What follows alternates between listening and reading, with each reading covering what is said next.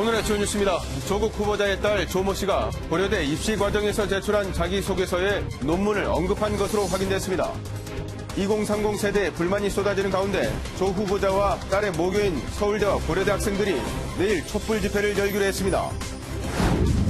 조 후보자는 딸이 부정 입학했다는 의혹은 명백한 가짜뉴스라며 청문회에서 모든 걸 소명하겠다고 밝혔습니다.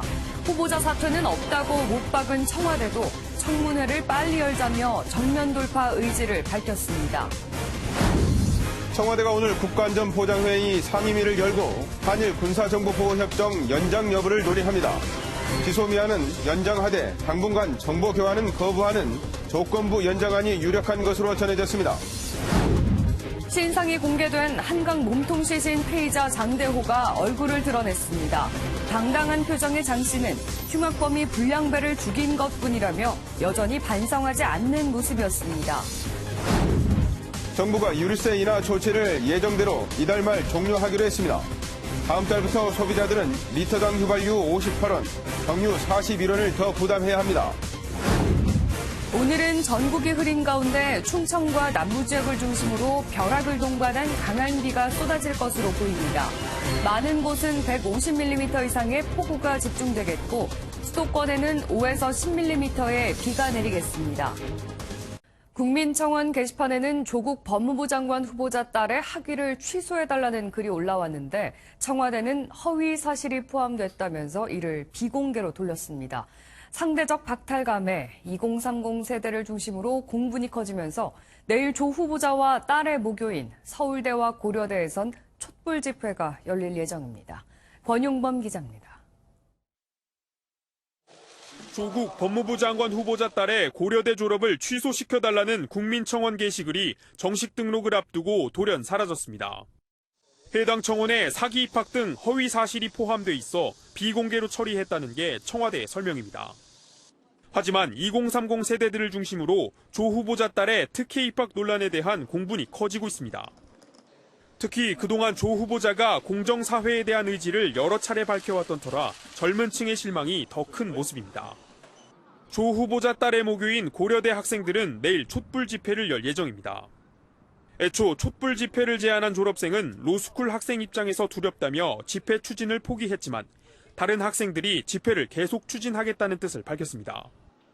조 후보자의 모교인 서울대에서도 내일 촛불 집회를 열자는 제안이 나왔습니다.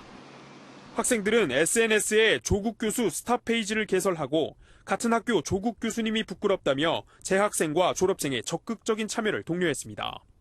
MBN 뉴스 권용범입니다. 청와대가 오늘 한일 군사정보보호협정 지소미아 연장 여부를 결정합니다. 협정 파기보다는 당분간 정보 교환은 거부하는 조건부 연장안이 채택될 가능성이 높다는 분석입니다. 백길종 기자입니다. 청와대가 한일 군사정보보호협정 지소미아 연장 여부를 이르면 오늘 결정해 발표합니다. 오후에 국가안전보장회의, NSC 상임위원회 등을 거쳐 문재인 대통령이 최종 결정할 예정입니다.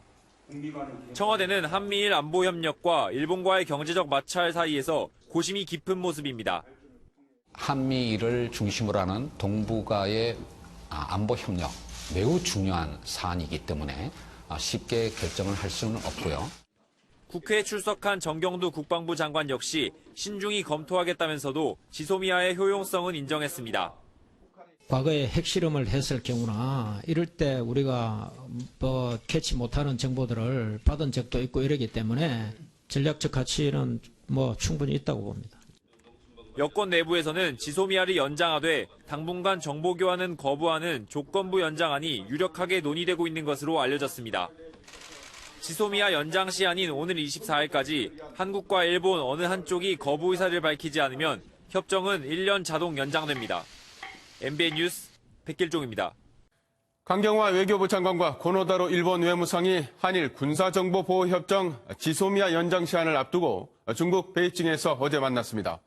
중국도 한일 갈등 조정 의지를 내비쳤지만 별다른 성과는 없었습니다. 신동규 기자입니다.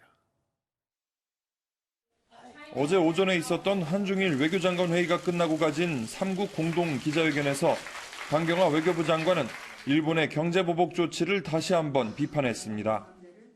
일방적이고 자의적인 무역 보복 조치를 배제하고 영내 무역에 드리워진 불확실성을 걷어내야 할 것입니다. 왕이 중국 외교부장은 역사를 직시하고 미래를 지향하는 게 삼국 협력의 기초라며 한국을 거들었습니다. 我们希望日韩双方切实照顾到彼此的关切，建设性的处理分歧，找到解决问题的妥善的办法。 중국의 제안이 무색하게 이후에 열린 한일 외교장관 회의에선 후쿠시마 오염수 문제와 지소미아 연장 등 민감한 현안에 대해 공방이 오간 걸로 전해졌습니다. 가장 크게 다뤄진 사안은 수출 규제 문제로 양측의 기존 주장이 반복되며 한일 회의는 결국 빈손으로 끝났습니다. 한미일 3자 회동 이후 한 달도 채 지나지 않아 마련된 한중일 회의에도 불구하고 한일 양측이 여전히 평행선을 달리면서 코앞으로 다가온 지소미아 연장 여부가 더 큰 관심을 받게 됐습니다. 베이징에서 MBN 뉴스 신동규입니다. 어제 새벽 50대 남성이 서울 광화문 광장에 위치한 세종대왕상에 화염병을 투척했습니다. 빚 보증 문제로 소송했지만 실패해 범행을 저지른 것으로 알려졌습니다. 임성재 기자입니다. 동영상을 촬영하는 한 남성이 세종대왕상을 향해 무언가를 던집니다. 유리가 깨지는 소리와 함께 붉은 불빛이 번쩍입니다. 아, 소리가 없네. 하지만 곧바로 소화기 분말이 뿌려지더니 불길이 꺼집니다. 어제 새벽 4시쯤 50대 김모 씨가 서울 광화문 광장을 배회하다가 인화성 물질이 든 소주병을 세종대왕상에 투척했습니다. 이렇게 세종대왕상의 기단부가 불에 그을렸지만 다행히 동상 자체엔 큰 피해가 발생하지 않았습니다. 범행 당시 주변을 경비하던 경찰관들이 발빠르게 대처해 큰 불로 번지진 않은 겁니다. 현장에서 체포된 김 씨는 지인의 빚 보증 문제로 소송을 했다가 패했다며 억울한 마음에 누군가에게 하소연하고 싶었다고 진술한 것으로 전해졌습니다. 다만 정치적 동기나 공범은 없었던 것으로 조사됐습니다. 김 씨를 공용물건 손상 혐의로 입건한 경찰은 보강 수사를 통해 구속영장 신청 여부를 결정할 방침입니다. MBN 뉴스 임성재입니다. 방한 중인 스티븐 비건 미 국무부 대북특별대표가 북한과 실무 협상을 재개할 준비가 돼 있다고 강조했습니다. 한간에 떠돌던 러시아 주재 대사설까지 일축하면서 협상 의지를 드러냈는데 북한이 어떤 답을 내놓을지 주목됩니다. 송주영 기자입니다. 비건 대표는 오전에 외교부를 방문해 이도훈 한반도 평화교섭본부장을 만났습니다. 약 1시간 20분 동안 면담한 직후 북한과의 실무협상 재개를 강조했습니다. Regarding the restart of those negotiations, we are prepared to engage as soon as we hear from our counterparts in North Korea. 현재 역할에 충실할 것이라며 자신의 러시아 주재 대사설도 일축했습니다. 혹시 협상 상대인 북한에 잘못된 메시지를 줄 수 있다는 우려 때문으로 보입니다. 방한 회계기로 판문점에서 북한과 만날 가능성을 묻는 취재진 질문에는 말을 아꼈습니다. Any plans to visit Panmunjom during your visit? Any plans? Or have a meeting with your North Korean counterpart? 북한은 아직 협상 의사를 밝히지 않은 것으로 보입니다.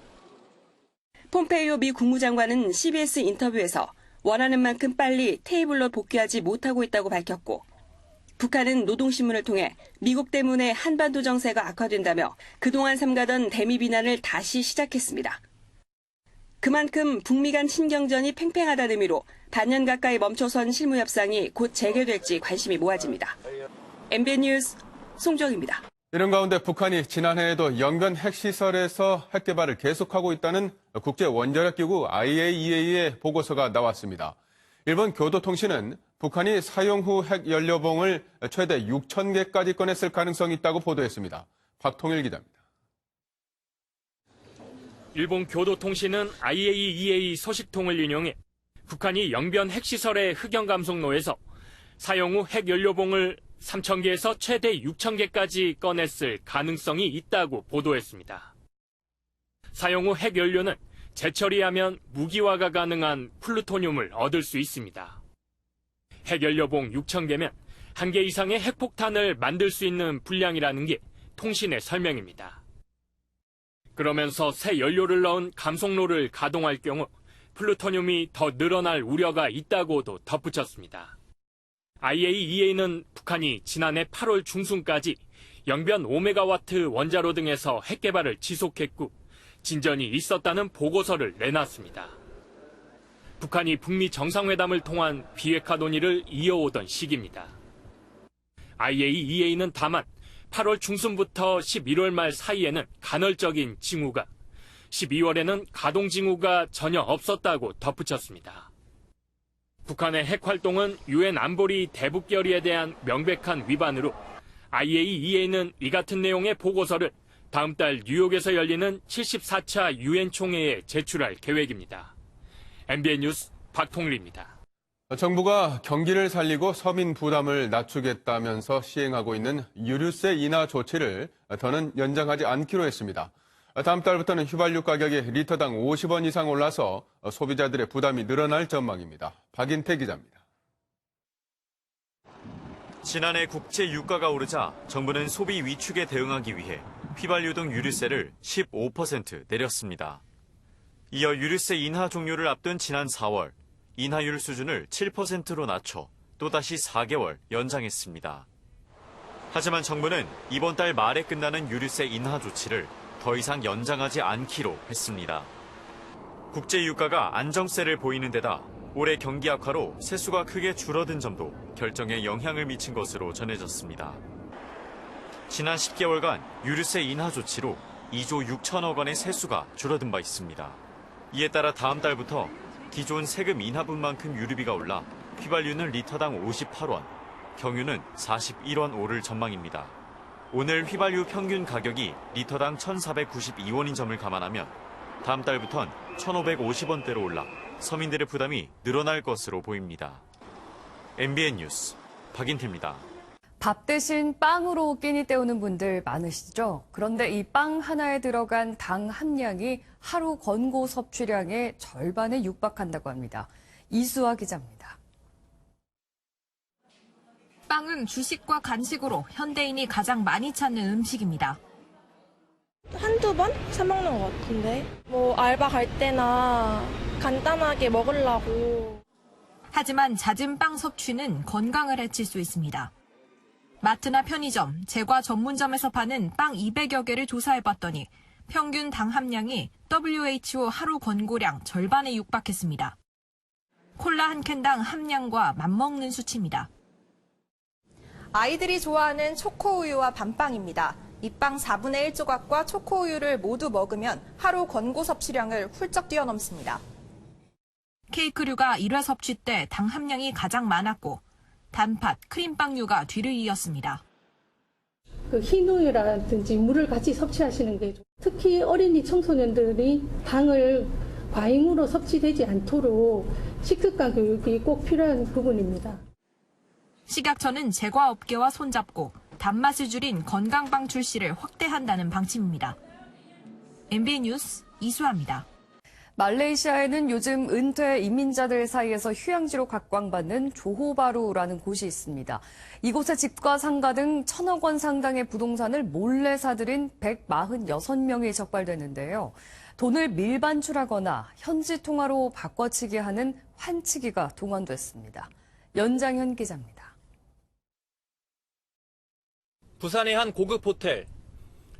해외 부동산 전문 알선업자 A씨가 국내 투자자 50여 명을 대상으로 말레이시아 휴양도시 조호바루 지역에 대한 투자 세미나를 열고 있습니다.